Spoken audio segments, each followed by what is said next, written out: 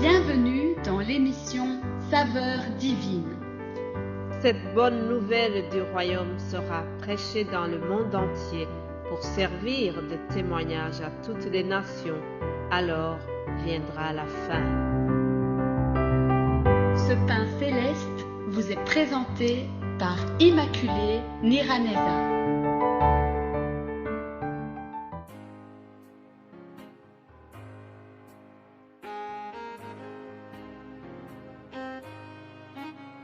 Shalom, shalom, mes bien-aimés qui écoutent l'émission Saveurs divines, que le nom de l'Éternel soit loué. Je vous souhaite la bienvenue dans cette émission. Je vous souhaite aussi la bienvenue dans cette journée que l'Éternel a créée. La Bible, dans le psaume 118, au verset 24, il est écrit « C'est ici la journée que l'Éternel a faite, qu'elle soit pour nous un sujet d'allégresse et de joie. » Je prie pour que cette journée qui commence soit pour toi une journée de joie, que tu puisses vraiment profiter de cette journée. J'ai lu une carte qui m'a beaucoup fait plaisir. Il était écrit sur la carte « Chaque jour n'est pas forcément un bon jour, mais il y a du bon dans chaque jour. » Waouh! En effet, chers amis, il y a du bon dans chaque jour. Quelqu'un a chanté en disant « Compte les bienfaits de Dieu ». Chers amis, je vous exhorte à compter les bienfaits que Dieu donne dans chaque jour, dans chaque journée qui s'offre. Peut-être que tu peux passer une journée lamentable, mais que cela ne te fasse pas oublier quand même des bonnes choses qui se sont passées dans la journée. Il n'y a jamais un jour où tout peut se passer vraiment très mal. Non, nous devons apprendre à souligner, à relever aussi le positif que nous avons vécu dans une journée. Quoi qu'il arrive, nous devons commencer chacun de nos journées en se disant, en déclarant que c'est la journée que l'Éternel nous offre, que c'est la journée que l'Éternel a créée et il a souhaité, il a voulu que dans cette journée, nous ayons la joie et l'allégresse, comme vient de le dire le psaume 118, 24. Alors je vous souhaite vraiment d'être bénis dans cette journée que nous commençons au nom de Jésus-Christ. Amen, chers amis. Après cette introduction, nous continuons donc le thème de notre semaine qui est tiré de l'Épître aux Romains, chapitre 12, verset 2. La Bible nous exhorte de ne pas nous conformer au siècle présent. Ne vous conformez pas au siècle présent, chers amis. Oui, comme je l'ai dit hier, nous devons prendre garde à ce que nous lisons. Nous devons faire attention à ce que nous écoutons, à ce que nous regardons sur Internet.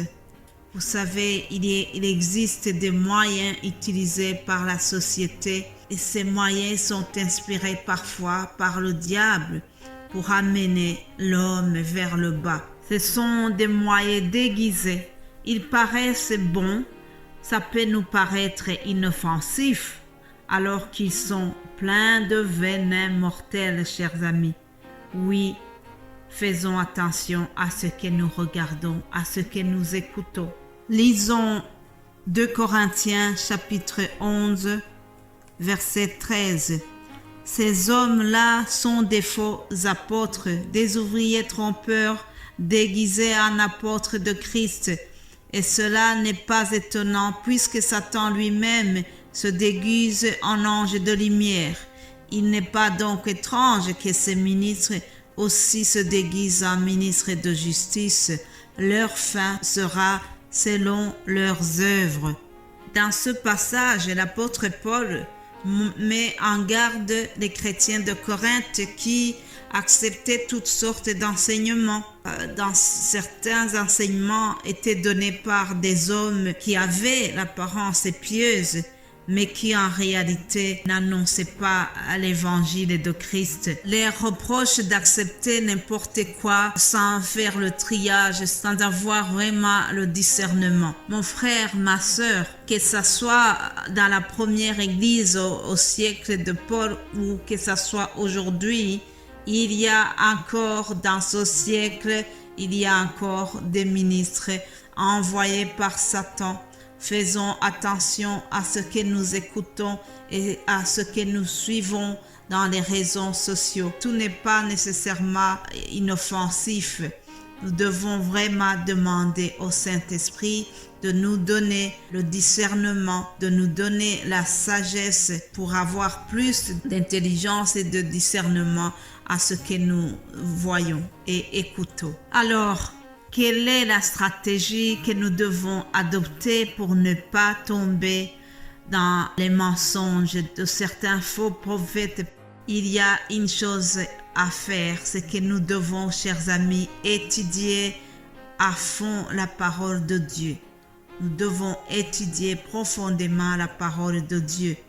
Si nous connaissons la parole, alors nous ne tomberons pas dans les pièges des faux enseignants. Rappelez-vous, je suis en train de vous dire que nous ne devons pas nous conformer au siècle présent. Jésus-Christ nous a parlé de ce qui va se passer dans le siècle ici. Matthieu 24 au verset 4, Jésus-Christ a dit « Prenez garde que personne ne vous séduise, car plusieurs viendront sous mon nom disant « C'est moi qui suis le Christ » et ils séduiront beaucoup de gens.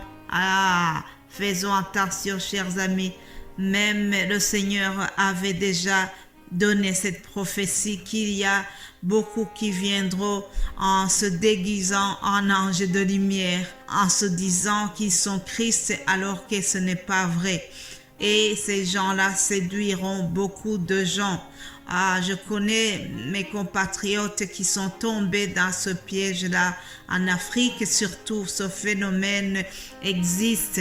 Il y a beaucoup qui se déguisent en anges de lumière et ils font tomber beaucoup de gens. Notre Seigneur a vraiment insisté sur ce phénomène parce que dans le même chapitre, au verset 10, il dira « Alors plusieurs succomberont et ils se trahiront et ils se haïront les uns les autres.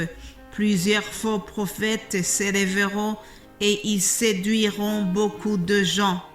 Et parce que l'iniquité sera accrue, l'amour du plus grand nombre se refroidira, mais celui qui persévérera jusqu'à la fin sera sauvé. » Alléluia. Ne nous conformons pas au siècle présent, chers amis. Dans ce siècle, l'amour de plusieurs se refroidit, mais nous, en tant que chrétiens, nous devons garder un amour digne des enfants de Dieu. Que notre amour ne soit pas refroidi. Soyez en amitié, soyez dans la compassion, soyons vraiment généreux les uns les autres, compatissants les uns les autres. C'est ça qui doit nous caractériser en tant qu'enfants de Dieu. Le Seigneur a donné donc plusieurs choses négatives qui vont caractériser le siècle présent. C'est ce que je viens de vous lire dans ces versets. Mais je voudrais terminer par cette bonne prophétie que le Seigneur a donnée au verset 14 du chapitre 24. Matthieu 24, 14, il dira « Cette bonne nouvelle du royaume sera prêchée dans le monde entier pour servir de témoignage à toutes les nations. Alors viendra la fin. » Je bénis le Seigneur que malgré tout, la bonne nouvelle du royaume est prêchée.